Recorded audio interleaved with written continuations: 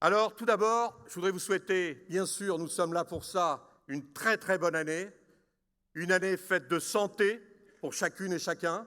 C'est la priorité des priorités. C'est ça qui nous permettra l'année prochaine, cette année, de travailler un maximum et l'année prochaine de se retrouver. Sans ça, on ne peut rien faire. Donc, c'est ce que je vous souhaite. Du plus profond du cœur, du bonheur. Du bonheur, il en faut autour de nous. Il faut être bien entouré, que ce soit à titre professionnel, que ce soit également à titre personnel. Et je vous souhaite énormément de bonheur. Et je souhaite également qu'on puisse développer au maximum ce territoire. Et ce territoire, on le développera ensemble, tous ensemble, là. Tout le monde a sa part, a sa pierre à l'édifice. Et c'est comme ça qu'on fait la différence, que le Douaisis est un peu différent de ce qu'il était, et il sera demain encore différent de ce qu'il est aujourd'hui. Et puis, je n'ai pas oublié, je voudrais aussi vous souhaiter mes petits bonheurs, les petits bonheurs de la vie, les petits bonheurs de tous les jours. Récemment, Christophe Dumont m'a envoyé un superbe coucher de soleil du Sud, et ta photo était vraiment superbe. Merci Christophe, parce que ça montre bien, je veux dire que s'épanouir devant un coucher de soleil, c'est magnifique et ça fait du bien. Alors, je ne vous présenterai pas, je vous le rassure, les 10 ans de mon mandat de président. Parce que c'était une possibilité. Mais non, ce n'est pas comme ça que ça va se faire. Je préfère vous faire mon bilan plus tard, dans 10 ans, dans 20 ans. Et là, je vous ferai véritablement le bilan, et non aujourd'hui. Alors, je vous parlerai, dans un premier temps, de la situation économique de Douaisis-Aglo, et dans un deuxième temps, si vous voulez bien, je vous parlerai un peu des dossiers en cours sur lesquels nous travaillons et sur lesquels nous avançons sans rien lâcher de particulier. Alors, la situation économique, monsieur le sous-préfet, monsieur le président du département, nous y travaillons. L'emploi s'améliore sur le territoire. Il faut le dire de temps en temps quand ça s'améliore. L'emploi s'améliore. Les demandeurs d'emploi ont baissé de 5,1% sur le territoire en nombre. Je ne parle pas par rapport au nombre des personnes qui travaillent. C'est-à-dire que nous avions, pour avoir des chiffres clairs, 18 250 demandeurs d'emploi en 2018, en septembre 2018. En septembre 2019, nous avons 17 320 demandeurs d'emploi. Nous avons 1000 demandeurs d'emploi en moins sur le territoire. Là aussi, c'est le travail de tout le monde qui font que ce territoire s'améliore au niveau de l'emploi. Alors, il s'améliore parce que nous avons des grandes entreprises sur le territoire. Et je voudrais aujourd'hui vous parler un peu de l'imprimerie nationale. J'ai eu l'occasion de visiter l'imprimerie nationale et je remercie Lucas Latte d'être là, son directeur. Quand on voit comment on a pu se battre à un certain moment pour garder l'imprimerie nationale, Jean-Jacques, par exemple, où j'avais été mis sous séquestre dans un bureau en garde républicaine. Voilà. Donc, aujourd'hui, nous avons un superbe outil. C'est des métiers de haute technologie. C'est des ingénieurs en informatique qui travaillent. Il y a des recrutements. On voit bien que le personnel y travaille dans de très bonnes conditions. Il y a des marchés en cours. Il y a des marchés qui vont se prendre. Il y a du développement. Voilà, l'imprimerie nationale, c'est un de nos fleurons. Mais ce n'est pas le seul. Nous avons un autre fleuron. L'autre fleuron, c'est Renault. Alors Renault, c'est vrai, vous allez me dire, oui, vous parlez de Renault. Maintenant, Renault est simplement dans une phase, aujourd'hui, transitoire. C'est une période transitoire. Il va y avoir la phase 2 qui arrive, donc sur les véhicules actuels. Et puis après, il va y avoir 2 nouveaux véhicules électriques. Les 2 véhicules arrivent dans le Douaisis. C'est des centaines de millions d'investissements. On peut s'en réjouir. Et en plus, Renault a fait le choix de construire un bâtiment logistique juste à côté de son usine, avec un accès directement à l'usine. Ce n'était pas si évident que ça, mais on a réussi à le faire ensemble, et avec Goodman, pour construire un 27 000 m², accès direct à l'usine. Merci, Rodolphe Delaunay. Merci à vous d'avoir repris cette usine, du reste, de l'avoir ouverte beaucoup plus, parce qu'on peut la visiter maintenant, de nous avoir accueillis également, aujourd'hui, les élus, plus qu'à une certaine période, et maintenant, on est bien en phase avec Renault. Autre dossier important, et nous avons la chance, nous avons des grandes sociétés industrielles sur le territoire, et prochainement, je ne peux pas vous le dire aujourd'hui, je le regrette un peu, mais sur la zone de l'Ermitage 2, encore à Lambre, un 40 000 m² avec de la logistique industrielle, pas de la logistique de picking, je vais dire, comme, j'ai rien contre la logistique de picking, c'est très bien, Amazon, quand Amazon, sur les 4 derniers mois de l'année, est à 5 500 personnes dans ses murs, je préfère que les 5 500 personnes travaillent chez Amazon que soit à Pôle emploi ou à RSA. C'est très clair. Là-dessus, je n'ai pas changé d'avis et je ne changerai pas d'avis. Et Amazon, il est mieux quand il est dans le Douaisis qu'à Tournai, en Belgique. Je pense que Xavier Bertrand, notre président de région, est entièrement d'accord avec moi. C'est comme ça qu'on fait de l'emploi. Merci beaucoup, Xavier, de ta venue. Je sais que vous avez tous des agendas très, très contraints et vous me faites le plaisir et vous apportez, je veux dire, au Douaisis, votre caution d'être là, le président de région, le président du département, notre sous-préfet au niveau de l'État. Vous voyez, tous nos partenaires sont là et c'est ensemble qu'on peut travailler et c'est comme ça qu'on améliore les choses. Donc ce bâtiment logistique de 40 000 m² qui va arriver pour je disais, de la logistique industrielle, pour un grand groupe industriel du territoire, ça c'est un plus, c'est une autre logistique. On ne pourra pas dire qu'il n'y a que du picking sur le territoire de Douaisis-Aglo. Et pour y arriver à ce parc d'activités, aujourd'hui, pour aller à Arras, vous êtes obligé de passer devant chez Renault. Quand il y a la sortie du poste de chez Renault, chez Rodolphe, on est obligé de passer un feu, on passe 2 feux, on passe 3 feux. Demain, on ne passera plus les 3 feux pour aller à Arras. On prendra la 621. Et au bout de la 621, on prendra directement la route d'Arras, en direct. Ça, grâce au département, une étude qu'on avait dans les cartons depuis des années, mais qui n'est jamais sortie, mais que le président du département a validé. Merci Jean-René. Ce n'est rien qu'un échangeur à 8 millions d'euros. 8 millions d'euros, 4 millions pris en charge par le département dans le plan pluriannuel d'investissement, 4 millions au niveau de Douaisis-Aglo. Il faut que les collectivités mettent aussi au pot. On ne peut pas tout demander du département, on ne peut pas tout demander à l'État, on ne peut pas tout demander à la région. Il faut que nous aussi, on mette notre contribution et on la mettra et à les délibérer. Jean-René, il n'y a plus qu'à faire. Les études sont en cours. On a voté 300 000 € d'études partagées entre nos 2 collectivités. Ça, ce sera un plus pour désengorger le territoire et même pour entrer à Douai. Ce sera une entrée de Douai, Frédéric. De l'entrée de Douai, on pourra aller directement sur la 621, chose qu'on ne peut pas faire obligatoirement aujourd'hui. Voilà les grands travaux, je vais dire les grandes entreprises du territoire. Entre autres, il y en a beaucoup d'autres. Alors la logistique, je pense qu'aujourd'hui, on est arrivé à un maximum sur le territoire. On a besoin de travailler, de revoir la diversification. On a besoin de rayonner par du tertiaire également. On a besoin de rayonner par de l'industrie. On a besoin de rayonner par de la PME. On a besoin de rayonner par de l'artisanat. Et ça, nous allons nous y mettre maintenant, avec les terrains qui nous restent, bien sûr, mais également l'ouverture des 180 hectares sur les 20 ans qui viennent au niveau du SCOT. Et nous allons utiliser moins de foncier, c'est sûr, mais nous allons changer de type d'emploi, car les personnes employables en logistique ont la possibilité de trouver un job sur le territoire. Ça ne sert à rien que ce soit des personnes de 40 km autour de Douai qui viennent travailler sur notre territoire si on ne sait pas donner du travail aux gens qui sont sur notre territoire du Douaisis. Alors on ne lâche rien en termes d'implantation. Nous avons cette année réalisé et délibéré 26 implantations sur Douaisis-Aglo. Nous avons en stock 24 implantations à délibérer.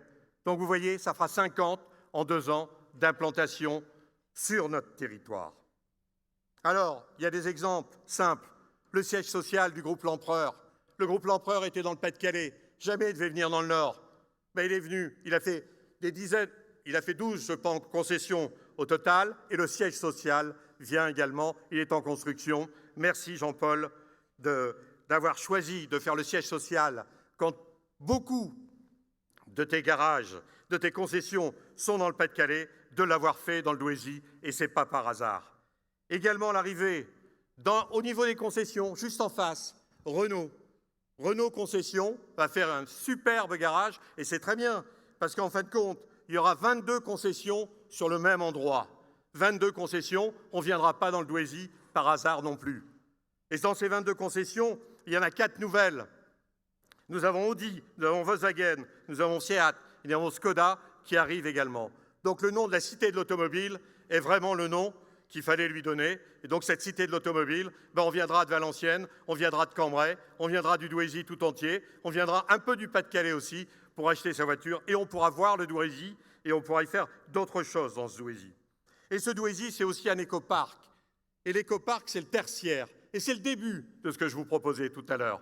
Il y a 2 bâtiments en tertiaire qui sont en cours de finition et un bâtiment relais de 9 cellules qui ont permis de construire actuellement pour les artisans sur le territoire. C'est là qu'on change un peu de braquet et qu'on change d'emploi. Et il y a également la PEI qui a fait son siège dans l'écoparc, au niveau de l'écoquartier, qui a fait sa blanchisserie, qui a fait la cuisine également, et qui maintenant va faire 7000 m² d'ateliers. Il y aura plus de 500 personnes de la PEI. Merci, Monsieur Hoquet, de votre confiance, et merci, Monsieur Huet, également, de votre confiance. Alors, le Douaisis et le Daveco, c'est tout ça, mais je ne vais pas vous parler des 26 implantations de l'année, ni des 24 prochaines, mais c'est aussi les très petites entreprises. Vous savez, les aides à TPE. Et merci, Xavier, de nous avoir donné la possibilité de financer, parce que le chef de file, c'est la région, c'est toi, au niveau du développement économique. Et tu nous as donné la possibilité de financer 3 000 ou 6 000 euros par emploi créé. Et ça, ça nous permet de créer des emplois dans le commerce, dans l'artisanat, au niveau du centre-ville, des centres-bourgs, avec des conditions aujourd'hui qu'on a vraiment élargies. Et donc, tout emploi gagné, c'est un plus. Quand on est à 3 000 à 6 000, ce n'est pas neutre du tout pour créer son commerce. Donc, on aide vraiment au commerce, et ça fait partie également de notre politique au niveau de cœur de ville. Aide à l'implantation également agricole. C'est un pan important de notre politique qu'on n'oublie absolument pas. Aide au niveau de l'implantation d'implantation agricole. 5 ont reçu des subventions pour leur permettre de se diriger vers le bio. Donc le bio, où on avait 54 hectares sur le territoire en 2013, en 2019, nous sommes à 312 hectares en bio. Vous voyez le travail qui a été fait. Merci Jean-Luc, tu as fait un travail énorme dans ce domaine. Donc nous avons besoin sur le territoire d'une agriculture économiquement forte. Elle a sa place, l'agriculture. Mais nous avons besoin d'une agriculture écologiquement fiable, également sur le territoire. Il ne faut pas l'oublier. Et je parlais tout à l'heure du commerce, le commerce de centre-ville, l'opération de revitalisation des territoires, l'ORT. Certains s'inquiètent de savoir qu'est-ce qu'on fait pour la ville-centre. On a simplement mis 3 millions d'euros pour acheter des friches. Mais on n'a pas fait que ça. On s'est mis d'accord, tous ensemble, de façon que tout commerce inférieur à 400 m² n'ira pas dans un parc extérieur. Il doit trouver sa place en centre-ville. On n'est pas là pour dépouiller le centre-ville. On n'a rien à gagner. On l'a mis noir sur blanc. On a pris une délibération qui est simplement une volonté de cette agglomération. Donc aujourd'hui, on en est là. Donc si on fait des parcs, il n'y en aura plus beaucoup. Il n'y en a qu'un, le Bas-Terroir. On sera supérieur à 400 m², inférieur à 400, c'est centre-ville. Impérativement, il n'y a pas à discuter. Voilà ce que nous voulons faire. Et je parlais des 3 millions sur les friches également, mais on y travaille également au niveau du centre-ville. Parce que le centre-ville, il faut y mettre des logements, il faut y mettre des habitants. Tant qu'il n'y a pas d'habitants au-dessus des commerces, il n'y a pas de personnes qui descendent pour faire leurs courses. Donc tant qu'on n'aura pas réinvesti en habitat, en nombre d'habitants, le centre-ville, on n'y arrivera pas. C'est un de nos chantiers à venir. Ce n'est pas parce qu'on perd un peu d'habitants que c'est une catastrophe. Je veux dire, on peut les reprendre, on est aux manettes, on travaille dans ce sens-là. Voilà ce qu'on fait en termes de développement économique sur ce territoire. Pour faire de l'emploi, c'est ce qu'il faut faire et on ne lâchera rien à ce niveau-là. C'est l'intérêt de l'État, de la région, du département. Et tous ensemble, on se serre les coudes. C'est ça qui est intéressant, parce que toutes les mesures qui sont mises en place par la région pour aider à aller chercher un job, les mesures qui sont mises en place par le département pour permettre de remettre le pied à l'étrier avec les MDIE, les maisons départementales d'insertion et d'emploi avec du coaching, c'est ça qu'on fait la différence, et également vous avec votre aide, monsieur le sous-préfet, pour arriver à faire des implantations stratégiques sur le territoire. Ce n'est pas toujours évident, mais nous y arrivons. Alors, en dehors de ça, le deuxième sujet que je voulais vous parler, c'était les grands projets. Je vais essayer de faire court, parce qu'on a tellement de projets que ça pourrait durer assez longtemps. Simplement vous dire, la méthode est simple. La méthode, c'est un comité de pilotage. Comité de pilotage, il faut une méthode quand on fait ce genre de choses. Un comité de pilotage, c'est les présidents de groupe ou leurs représentants. Il n'y a pas que le président. Ça, c'est déjà une chose. Il y a l'État qui est représenté dans ce comité de pilotage. Il y a la région, il y a le département, il y a le conseil de développement, il y a nos techniciens, la directrice générale des services, et nous travaillons en équipe pour ces nouveaux dossiers. Alors, les grands dossiers, l'écoquartier du Raquet. L'écoquartier du Raquet, aujourd'hui, on avait deux solutions. Ou aller très vite et on refaisait les épis dans 20 ans. On refaisait une opération en rue dans 20 ans. Eh bien non, on ne le fera pas comme ça.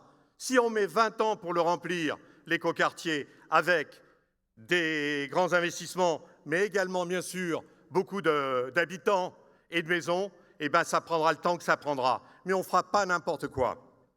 Parce que si on a fait aujourd'hui l'ANRU dans les épis, c'est bien parce qu'on avait fait 7 écoquartiers. Sans l'écoquartier, l'ANRU ne peut pas se faire. Quand vous démolissez des bâtiments, il faut bien reloger les habitants. Et où on a abattu les bâtiments, on reconstruit des bâtiments. Et là aussi, on remet des habitants. Donc, le tiroir est nécessaire. Et il fallait le faire. Et nous ne regrettons rien sur l'écoquartier du Raquet. Simplement, une chose, aujourd'hui, les grands immeubles, ça n'apporte rien. Aujourd'hui, il faut passer en lot libre. Il faut de la mixité si on ne veut pas se retrouver avec de l'ANRU dans quelques années. Et donc, nous allons ouvrir 150 lots libres de constructeurs. Nous allons réaliser une résidence senior de 70 logements avec du service. Souvent, on est en retraite et on n'a pas la possibilité de trouver exactement le service qu'il faut. On le trouvera également, juste en face de Sourcéane. Ça permettra également d'avoir l'axe structurant du BHNS. Merci, Claude, pour aller jusqu'à l'hôpital. Et également, d'avoir des parcs. Aujourd'hui, on parle d'écologie. Moi, dans le Douaisis, on ne parle pas obligatoirement d'écologie.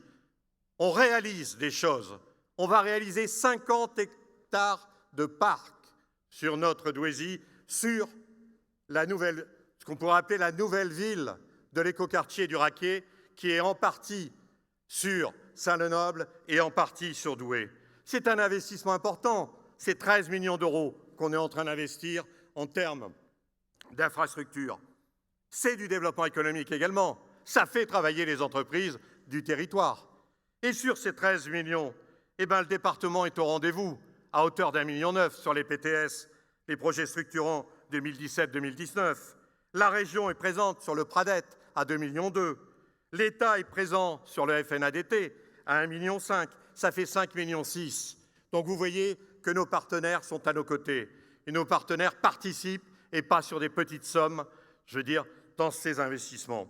Alors je ne vous dirai pas ce qui reste à charge de l'agglo et ce qui reste à charge après des deux communes, parce que dans le reste à charge, l'agglo prend 50% du montant du reste à charge. Ça aussi, c'est de la solidarité du territoire, parce que les 33 autres communes viennent mettre 50% du reste à charge sur l'écoquartier du Raquet.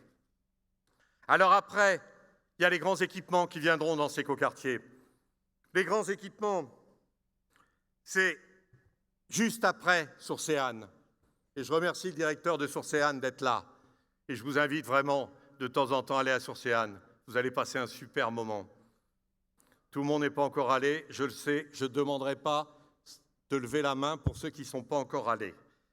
315 000 entrées en 2019. Quand on nous disait sur CEAD, il y a 10 ans, bon, on ne sait pas si on va faire un centre aquatique ou pas. 315 000. Il fallait oser le faire. Il fallait oser faire le bassin à l'extérieur. Il fallait oser faire le spa en haut, intérieur, extérieur. Nous avons osé le faire.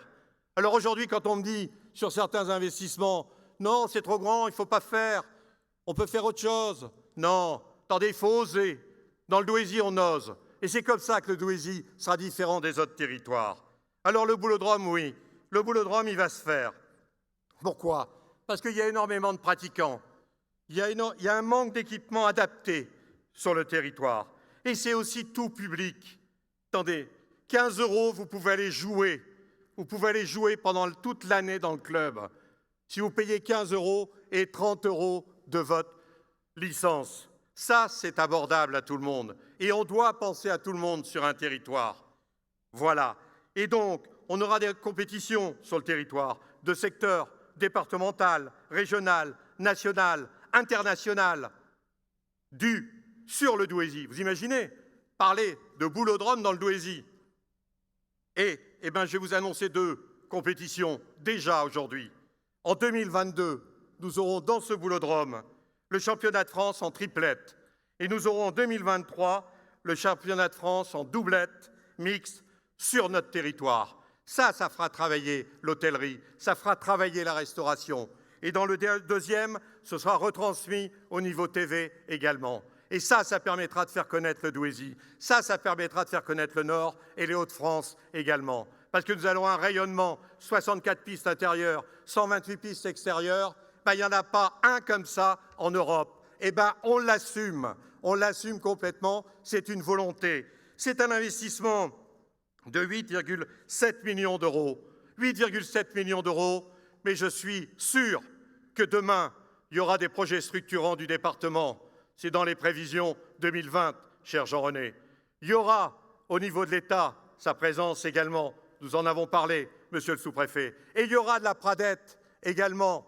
Merci Xavier. Il me dit oui tout de suite, c'est excellent. Ce qui montre bien qu'il y aura de la Pradette. Et c'est comme ça que dans le Nord, dans les Hauts-de-France, on aura le plus grand boulodrome d'Europe et que nous l'assumons de l'avoir. Il faut oser sur ce territoire. Début de travaux en septembre 2020 et que vous puissiez vous préparer et vous entraîner. L'ouverture aura lieu en décembre 2021. Voilà, ça c'est pour ceux qui veulent s'entraîner un peu. Je sais qu'il y a quelques spécialistes dans l'assistance. Et à côté du boulodrome, on va faire une patinoire. C'est aussi simple que ça. Une patinoire. Pourquoi? À Douai, on est obligé d'aller à Valenciennes si on veut aller à la patinoire? On est obligé d'aller à Dunkerque pour avoir une patinoire? Non. On peut avoir une patinoire chez nous aussi. On peut aussi la financer. Nos jeunes ont le droit de patiner. Demain, on a le droit d'avoir un club également. Donc, on est en phase programmation de la patinoire. Il y aura 2 pistes. Ça a été validé par le comité de pilotage. Une 60-30 et une 40-20. Il y aura du sport de compétition, il y aura du sport de loisirs, et l'ouverture, ce sera en décembre 2023. Et de la patinoire, on peut parler aussi écologie. Il y aura la toiture en panneaux photovoltaïques. Il y aura l'alimentation de la patinoire sur le réseau de chaleur de l'écoquartier. Le surplus de chaleur reviendra dans le réseau de l'écoquartier. Donc, il n'y aura pas de gaspillage au niveau de l'énergie également. On peut réfléchir à ce genre de choses. Ce n'est pas Jacques Vernier qui me dira le contraire. On peut avoir une patinoire et gérer, correctement l'écologie. Voilà. Et je vous rappelle que le réseau de chaleur, c'est du biomasse au niveau de l'écoquartier du Raquet. Alors là aussi, nos partenaires, nous irons vers eux pour pouvoir le financer au niveau général. Un autre projet, à côté d'Archéos, à côté du parc Archéos, le planétarium. On ne viendra pas dans le Douaisis par hasard. Planétarium, où vous allez à Elfaux, où vous allez à Coudeguerque, où vous allez à Villeneuve d'Ascq, Monsieur le Président. Mais à Villeneuve d'Ascq, il est un peu vieillissant, on va dire. Donc, nous allons en faire un vrai, planétarium, juste à côté d'Archéos, à côté du parc. Nous sommes en phase concours. Vous voyez, les dossiers avancent. Ce n'est pas des promesses et ça ne va pas se faire. On est en phase concours. Les retours, c'est demain, si je me rappelle bien. Et donc, en juin 2021, nous choisirons l'équipe pour réaliser le planétarium. Donc, juin 2021 et ouverture du planétarium en 2022. Actuellement, le parc Archéos, la mode féodale est en train de se faire, la taverne est en train de se faire, et là aussi, nos 3 partenaires étaient là, départements, régions et États étaient à nos côtés. C'est comme ça qu'on arrive à avancer. Donc, si vous regardez bien, vous voyez qu'en 2021, on inaugurera le boulodrome, en 2022, le planétarium, et en 2023, la patinoire. Alors, il faut quelque chose pour 2024. Tant qu'à faire, une chose importante par an, ça peut être sympa. C'est ça, un territoire qui bouge. Eh bien, en 2024, on va parler du parc de la Clochette, juste derrière la gare. Il y a des trains, quand même, qui arrivent à Douai, et on s'est battu pour les obtenir, ces trains, et avec la région également, avec les TER-GV. Et donc, nous avons lancé une étude avec un cabinet qui n'est pas français, je veux dire qui est de Barcelone, sur la passerelle qui va permettre de desservir l'arrière de la gare pour arriver à la zone de la Clochette. Et à la zone de la Clochette, avec cette passerelle, on est en étude de faisabilité, nous avons des réunions régulières avec la SNCF, ça nous arrive, nous, pas pour des problèmes de train, mais pour des problèmes de faire la passerelle, et il faut trouver les faisceaux. C'est pas évident, il faut faire ça de nuit, donc il nous faut 4 ans environ, donc il faut prendre date maintenant. Et là, quand on sortira de cette gare, qui est la 2e gare de la région, on pourra aller directement au centre de formation d'apprentis. Et oui, le centre de formation d'apprentis, la région qui discute avec l'État et qui aujourd'hui devrait avoir dans les semaines qui viennent l'enveloppe pour les années en investissement et les années en fonctionnement. Il nous reste ça à gérer sur le CFA. Nous sommes d'accord sur la surface, nous sommes d'accord sur l'accueil avec les chambres et l'internat, nous sommes d'accord sur le mode de financement, pris en totalité par Douaisis Agglo, maîtrise d'ouvrage Douaisis Agglo, financé par des subventions de la région étalées sur plusieurs années en investissement. Nous avancerons le financement pour la Chambre des métiers, qui nous remboursera les travaux, et nous mettrons 1 million d'euros plus le terrain sur la table de ce CFA que nous aurons, je peux vous le dire, dans les mois qui viennent. J'ai eu récemment Christophe Coulon au téléphone, et il m'a dit que vous étiez en train d'en parler pour voir ce qui pourrait être affecté, je dirais, à Douai, mais il m'a dit que le dossier prioritaire était le dossier de Douai. Donc merci Xavier, parce qu'on va l'avoir enfin, notre CFA, et on fera de la formation sur ce territoire. Nous aurons aussi le siège de Maisons et Cités, Monsieur le Président. C'est une très bonne chose d'avoir le siège de Maisons et Cités, qui va regrouper l'intégralité de ce qu'il y a dans le Pas-de-Calais et dans le Nord à Douai, son siège. Mais nous allons faire autre chose aussi. Le siège de Maisons des Cités aujourd'hui, le nouveau va être à la Clochette, mais l'ancien, qui est rue des Foulons, on ne sait pas trop ce qu'on va en faire au niveau de Maisons et Cités. Eh bien, c'est nous qui allons l'acheter, parce que nous échangeons le terrain contre le bâtiment, et nous allons en faire un hôtel d'entreprise. Alors, vous allez dire, un hôtel d'entreprise au milieu de Douai? Eh bien oui, si on veut avoir des personnes qui achètent à Douai, qui vivent à Douai, il faut qu'ils travaillent aussi à Douai. Donc, on va réaliser un hôtel d'entreprise au centre de Douai, sur une superficie importante, sur plusieurs étages. C'est un grand bâtiment, ce siège de Maisons et Cités, mais nous relevons le challenge pour faire venir des entreprises sur le territoire, pour faire venir des bureaux d'études sur le territoire, et c'est comme ça qu'on joue aussi notre rôle de développement de cœur de ville.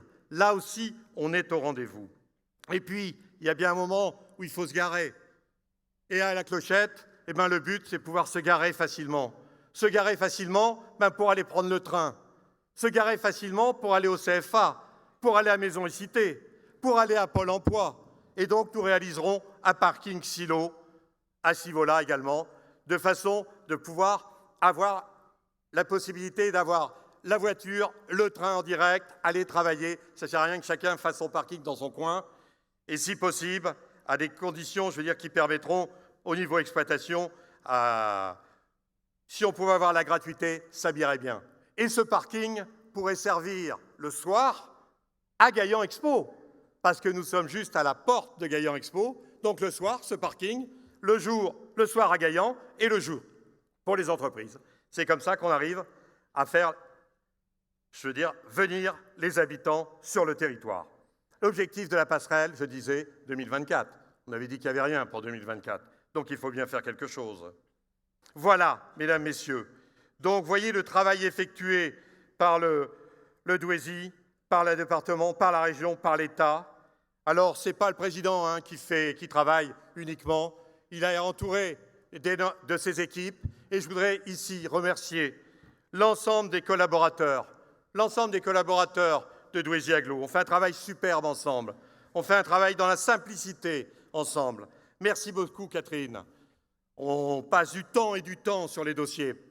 Je pense que peu de personnes peuvent s'imaginer le temps qu'on peut passer sur les dossiers et dans tous les détails où on peut aller. Merci au niveau de la direction générale. Merci au comité de direction également pour le travail que vous faites et la simplicité qu'on a de travailler ensemble. La porte du bureau est ouverte. Il y a un problème, vous rentrez, on le gère, vous repartez, c'est fait, on n'en parle plus. C'est comme ça qu'il faut travailler, c'est simple. Merci à l'ensemble des collaborateurs qui sont nombreux aujourd'hui. Merci pour votre investissement. C'est vous qui faites le service public. C'est vous qui faites vivre le territoire. Ce n'est pas uniquement les élus. Sans vous, on ne peut rien faire. Merci à toutes et à tous.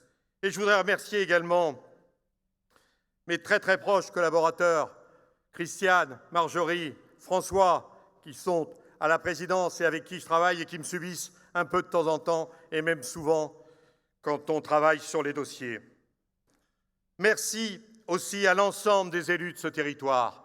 Pendant 6 ans, nous avons fait un super boulot et nous allons continuer à faire ce travail avec l'ensemble des élus du territoire. Merci à l'ensemble des conseillers communautaires pour leur investissement. Merci, mesdames, messieurs les vice-présidents de cette communauté d'agglomération, de Douaisis Agglo. Vous voyez, il me reste quand même quelques séquelles. Mais c'est normal. Mesdames, messieurs, nous avons une vision pour notre territoire et nous mènerons cette vision à terme. Je vous le garantis, je vous le promets aujourd'hui. Nous irons au bout de ce que nous voulons faire pour le territoire. Mesdames, messieurs, je voulais simplement vous dire également ce soir que je suis un président serein de Douaisis Agglo. Je suis un président confiant dans l'avenir de notre Douaisis et je suis un président passionné par ce qu'il fait. Vive le Douaisis, vive le Nord, vive les Hauts-de-France et vive la République!